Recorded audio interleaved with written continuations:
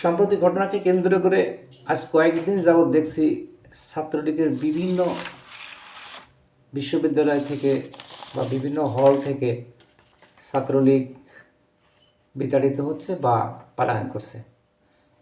যেমন রাজশাহী বিশ্ববিদ্যালয়, কুষ্টিয়া বিশ্ববিদ্যালয়, কুমিল্লা বিশ্ববিদ্যালয়, ঢাকা বিশ্ববিদ্যালয়ের বিভিন্ন হল থেকে ছাত্রলীগ বিতাড়িত হচ্ছে। এ কি সেই ছাত্রলীগ যে ছাত্র সংগঠন 52 ভাষা আন্দোলন, 71 স্বাধীনতা আন্দোলন, 90 স্বৈর শাসক এরশাদের পতন, বিভিন্ন আন্দোলনের মাধ্যম দিয়ে সম্প্রতি নিরাপদ সড়ক আন্দোলন, এর দেশের যত বড় বড় অর্জন সবই ছাত্র সংগঠনের মধ্যে দিয়ে প্রতিষ্ঠিত হয়েছে।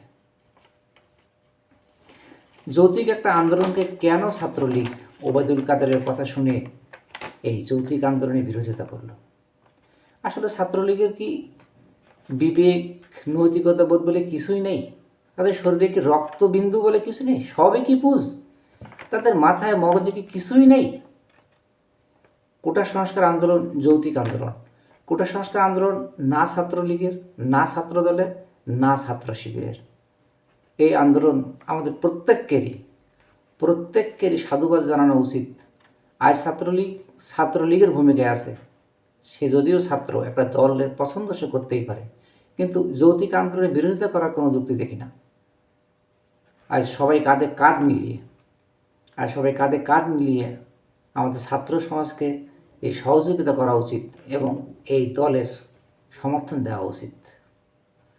ছাত্র সমাজের কাছে আমার আহ্বান, লীগ, দল, শিবির না, যৌক্তিক আন্দোলনের দাবিতে সবাই একাত্মতা প্রকাশ করুন। এটাই আমাদের নতুন স্বাধীনতা যুদ্ধের একটা সংগ্রাম।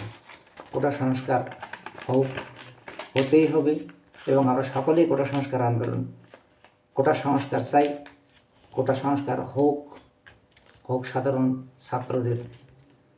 সাধারণ ছাত্রদের যৌক্তিক আন্দোলনের দাবি পূরণ। এটাই বলে শেষ করছি আজকে।